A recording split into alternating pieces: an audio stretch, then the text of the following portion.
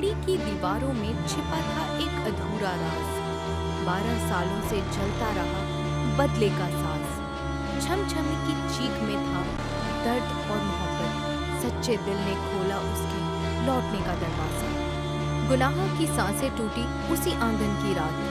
सुबह हुई तो आजाद हुई वाड़ी की हर जज्बात।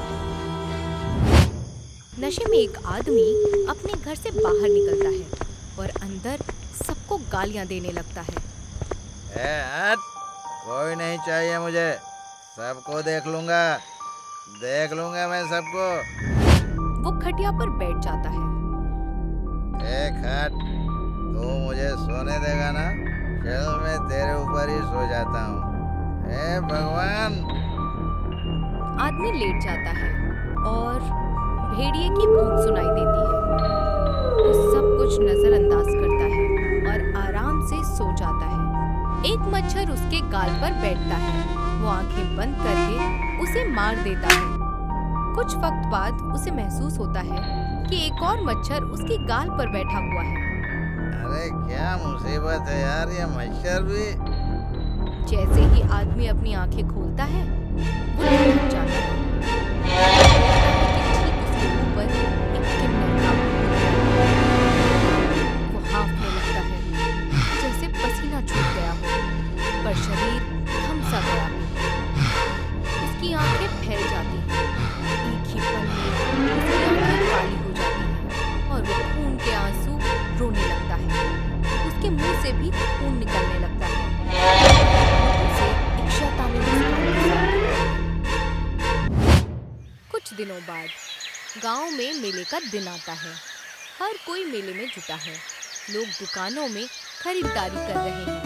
कुछ लोग खाने पीने के स्टॉल्स पर स्वादिष्ट नाश्ता खा रहे हैं। बच्चे झूले और खेलों का आनंद उठा रहे हैं और कुछ लोग सड़क पर जादू दिखाने वाले कलाकारों को देख रहे हैं। इसी बीच हमारी कहानी का एक्टर सागर मेले में दाखिल होता है। वो शहर का आदमी है जो यहाँ के महल से जुड़ी एक रियल एस्टेट डील करने के लिए गांव आया है। अपने काम के बीच में वो मेले का लुत्फ उठाता है। वो गांव वालों की खुशी देखता है और देखता है कि कैसे सभी लोग एक साथ आए हैं। इसी बीच उसे एक कॉल आता है। हेलो। हाँ हेलो हेलो, आवाज नहीं आ रही है। हेलो, बॉडी का, रुको मैं थोड़ी देर बाद कॉल करता हूँ। सागर हाथ में मोबाइल लिए मेले से बाहर आता है और तेज कदमों से चलने लगता है, फोन को ऊपर उठाए हुए जैसे नेटवर्क ढूंढ रहा हो। यार इस गांव की भी यही मुसीबत है, नेटवर्क मिलता ही नहीं है। इसी बीच उसे एक दरख्त के पास नेटवर्क मिल जाता है और वो वहीं रुक जाता है। मिल गया। सागर जल्दी से कॉल करता है। हेलो, हाँ कुंवर साहब कहिए। मैं ये पूछ रहा था कि वाड़ी की बात बनी या नहीं। कुछ लोग आए तो जरूर थे, मगर उनसे मुझे कुछ भी रिप्लाई नहीं आया। जैसे ही मालूमात होती है मैं आपको बताऊंगा। ठीक है, याद रखना तुम्हारे पास सिर्फ 1 महीने का वक्त है। महारानी जी उसे ज्यादा वक्त नहीं देंगी। हाँ कुंवर साहब, मैं जानता हूँ। ठीक है, मैं रखता हूँ। लगता है दूसरे क्लाइंट आ गए। सागर झूठ बोलकर कॉल रख देता है। एक बार पीछे मेले की गेट की ओर देखता है और फिर वहां से चला जाता है। सागर चाय की दुकान पर पहुंचता है और बेंच पर बैठ जाता है। अरे वाह संजू, आज तुमने दुकान लगाई। क्या हुआ, सब कुछ ठीक है ना? तू मायूस लग रहा है। 1 हफ्ते से प्यारे लाल भी नहीं आए। पापा नहीं रहे। क्या? कैसे? मगर कब हुआ ये सब? उनको वाड़ी की भूत ने खत्म कर दिया। वाड़ी का शैतान? छमछमी। मतलब? ये कस्बे की वाड़ी की भूतनी है। वो एक नर्तकी किन्नर थी जिसकी मौत 12 साल पहले वाड़ी पर बसंत पंचमी के दिन हुई थी। वो क्यों?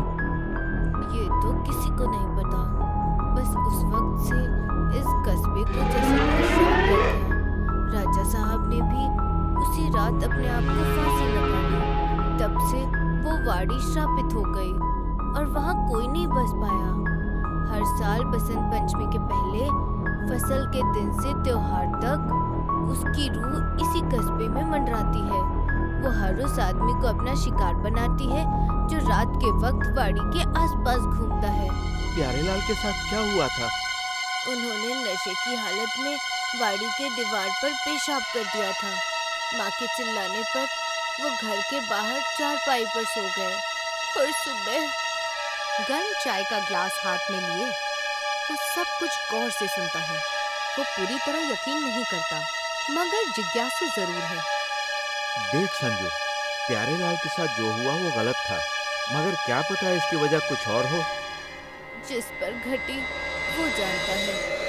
चाय पीजिए भैया। संजू पीछे मुड़कर जमीन पर रखे टब में बर्तन धोने लगता है। सागर इसे नजरअंदाज करता है और अपनी चाय खत्म कर लेता है और फिर वहाँ से चल देता है।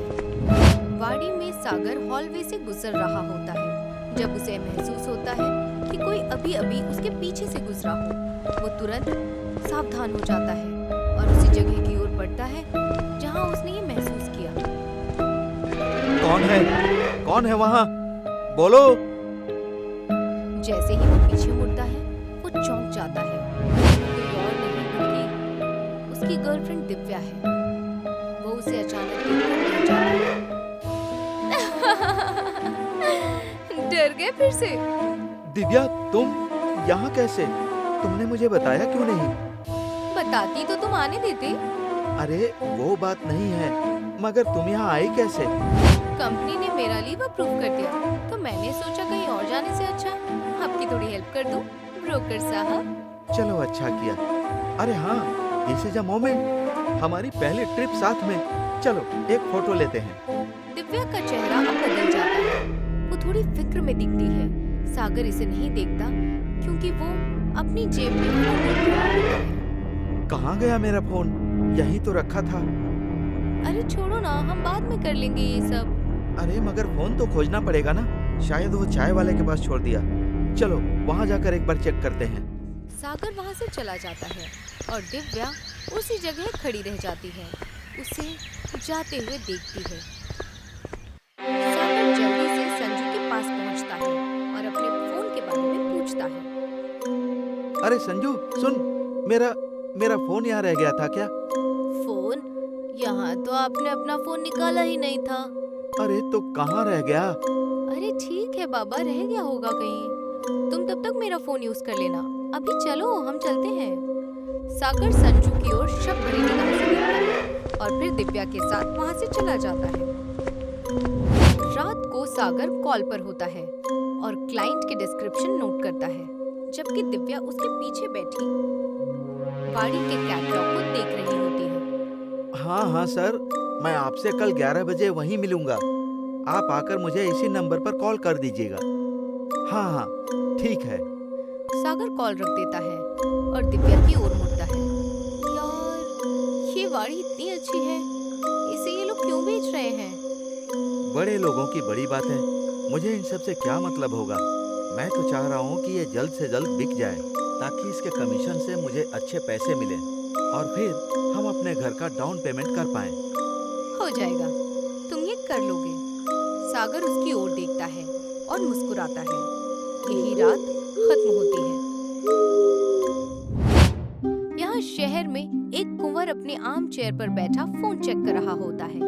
तभी महारानी रमावती यानी कि उसकी माँ वहाँ पहुँचती हैं। वाड़ी का क्या हुआ? सागर काम कर रहा है। मैंने उसे 1 और महीने की मोहलत दी है। मुझे लगता है वो ये कर लेगा। जल्द से जल्द इस सौदे को अंजाम दो ताकि उसके पैसों से हमारा काम हो पाए। क्या हम खुद एक बार वहां जाकर देखें? शायद इससे काम भी जल्दी हो जाएगा। रमावती सोफे पर बैठ जाती है। तुम सही कह रहे हो और वसंत पंचमी भी आने वाली है।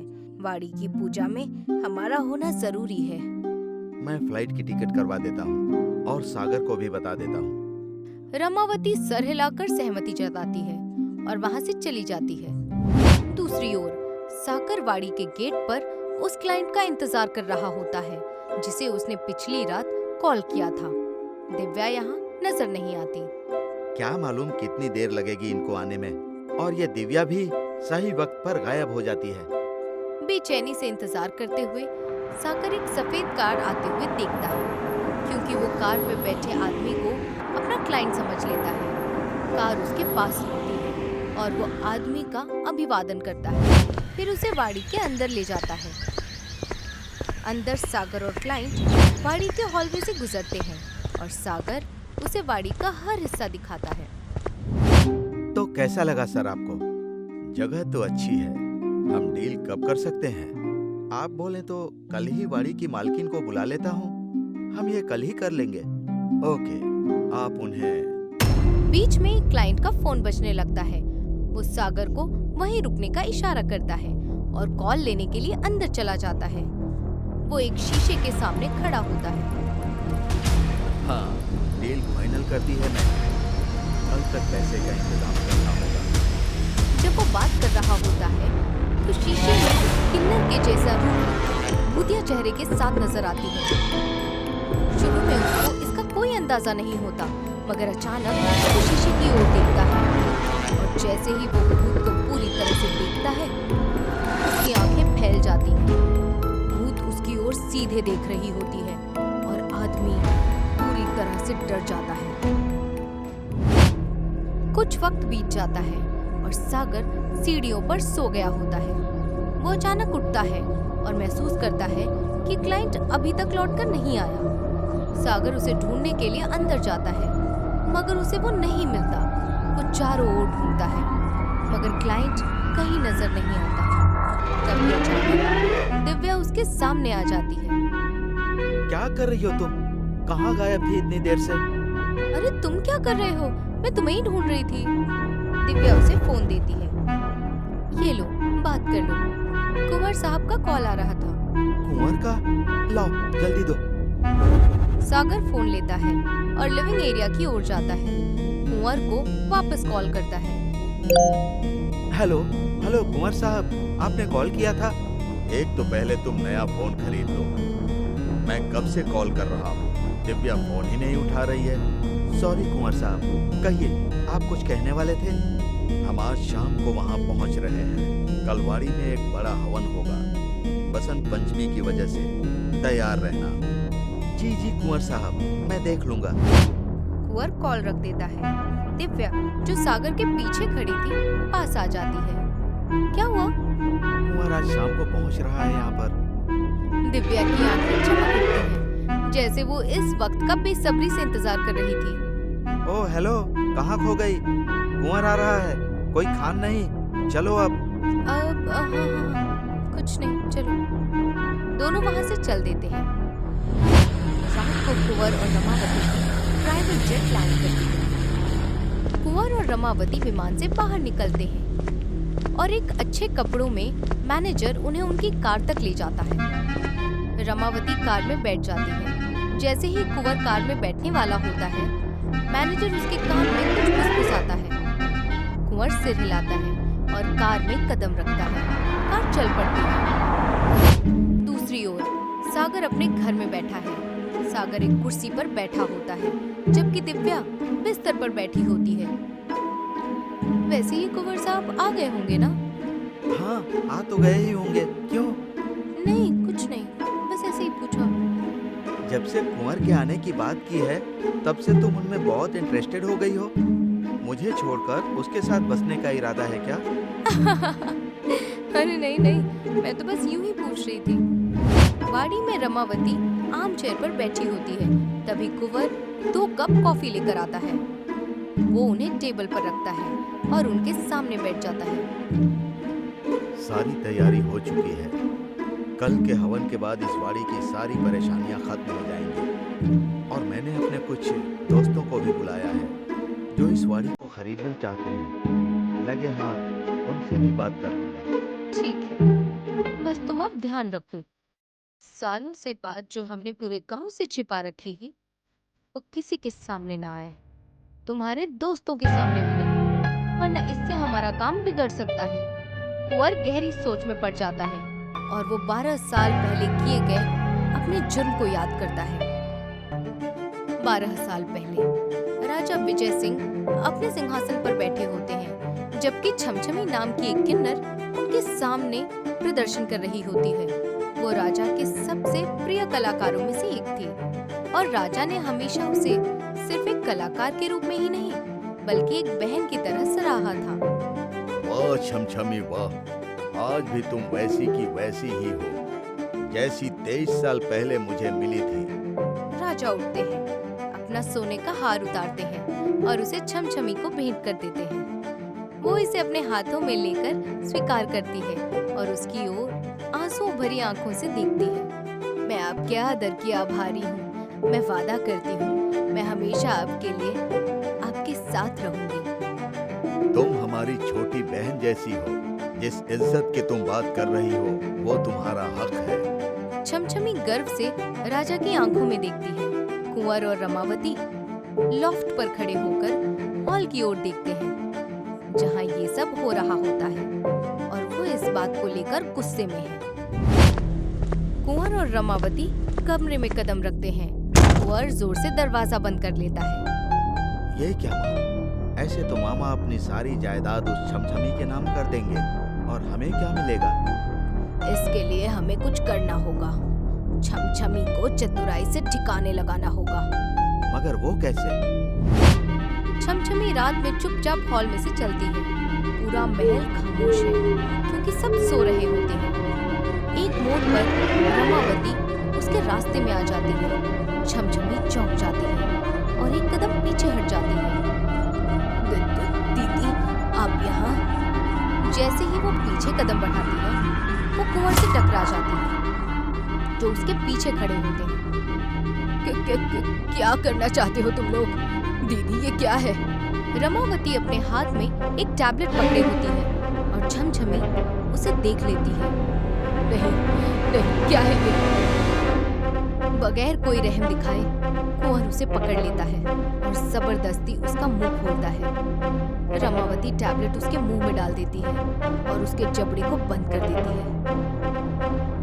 माफ करना छमछमी, मगर वसीयत की भूख इंसानियत से काफी बड़ी होती है। छमछमी खुद को छुड़ाने की कोशिश करती है मगर कुंवर उस पर हावी हो जाता है। उसकी सांसें भारी हो जाती हैं, उसकी आंखें पीछे की ओर घूम जाती हैं और उसके मुंह और आंखों से खून बहने लगता है। कुछ वक्त तक संघर्ष करने के बाद उसकी मौत हो जाती है। कुंवर जैसे ही उसका निर्जीव शरीर फर्श पर फेंकता है, पीछे से उसे कोई जानी पहचानी आवाज सुनाई देती है। कुंवर! वो कोई और नहीं बल्कि राजा विजय सिंह था। वो छमछमी की निर्जीव शरीर की ओर दौड़ता है, उसे उठाता है और कसकर गले लगाता है।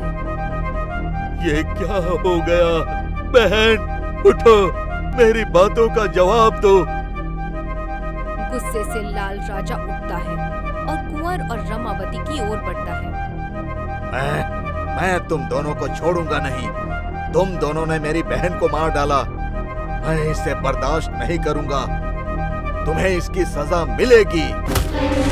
राजा कुछ कर पाता इससे पहले ही कुंवर उसका गला पकड़ता है और उसे दीवार पर पटक देता है। राजा खुद को छुड़ाने की कोशिश करता है मगर नाकामयाब रहता है।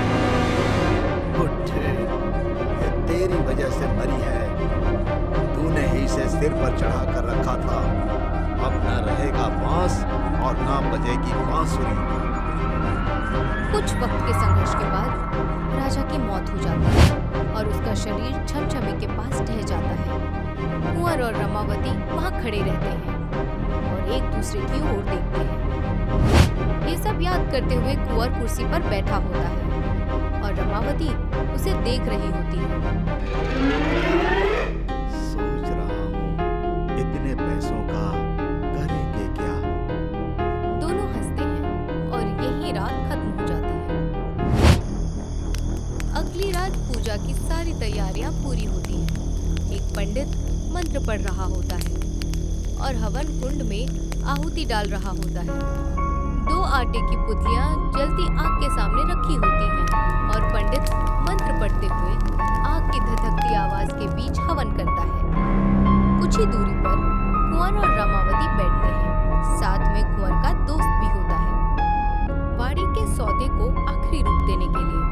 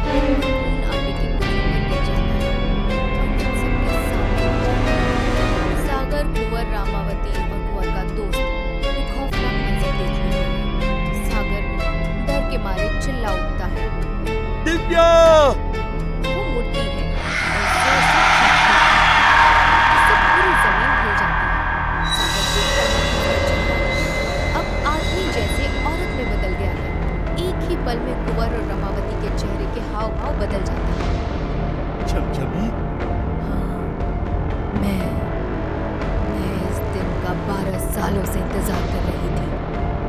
तुम लोगों ने हर साल मुझे इसी पूजा के जरिए तड़पाया, मगर मैं कुछ नहीं कर पाई। मुझे अपने आप को प्रकट करने के लिए सच्चे प्यार की जरूरत थी, जैसे मुझे मेरे भाई से मिला था, और आज वही मुझे इस इंसान से मिला। बस अब बहुत हुआ। आज की रात तुम्हें तुम्हारे गुनाहों की सजा मिलेगी। ये रात तुम्हारी आखिरी है। छमछमी हवा में उड़ते हुए उन दोनों की ओर बढ़ती है और उनका गला पकड़कर उन्हें दीवार पर दबाती है। वो खुद को छुड़ाने की कोशिश करते हैं, मगर बहुत देर हो चुकी होती है। उनकी आंखों से खून बहने लगता है, जैसे आज से 12 साल पहले उसे और उसके भाई जैसे राजा को मारा गया था। जैसे छमछमी की आंखों से खून बहा था। छमछमी के नाखून रमावती और कुंवर के गले में गड़ते हैं, जैसे कुंवर ने राजा का गला दबाकर उसे मौत के घाट उतारा था।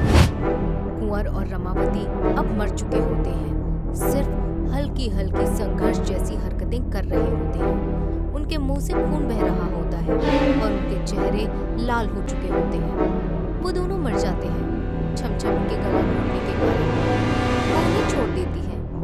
उनके शरीर एक दूसरे के पास गिर जाते हैं, बिल्कुल 12 साल पहले राजा के साथ हुए उस मंजर की तरह। छमछमी सागर की ओर आंसू भरी आंखों से देखती है और एक ही पल में उसका चेहरा बदल जाता है। छमछमी गायब हो जाती है। दिव्या बेहोश होकर जमीन पर गिर पड़ती है। सागर उसकी ओर दौड़ता है और उसे कसकर गले लगाता है। 3 दिन बाद सागर बस स्टॉप पर मायूस बैठा होता है। तभी दिव्या उसकी ओर आती है। वो अपना हाथ उठाती है और उसके हाथों में सागर का खोया हुआ फोन होता है। ये तुम्हें कैसे मिला? बस मिल गया, इसे खोल लो, शायद तुम्हें जरूरत पड़े। सागर जल्दी से अपना फोन अनलॉक करता है और देखता है कि दिव्या की अनगिनत मिस्ड कॉल्स और मैसेजेस आए हैं। सभी ये पूछ रहे हैं कि वो कहाँ है। वो ऊपर देखता है, मगर दिव्या वहाँ नहीं होती।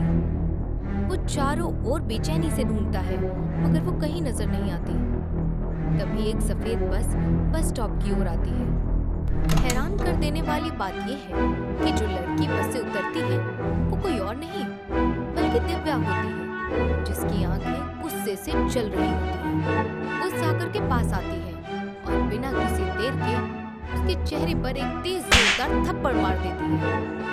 सागर एक पल के लिए हैरान रह जाता है, मगर फिर वो क्या हुआ ये समझ जाता है। वो दिव्या को गले लगाता है। आई एम सॉरी, मैं तुम्हें सब समझाता हूँ।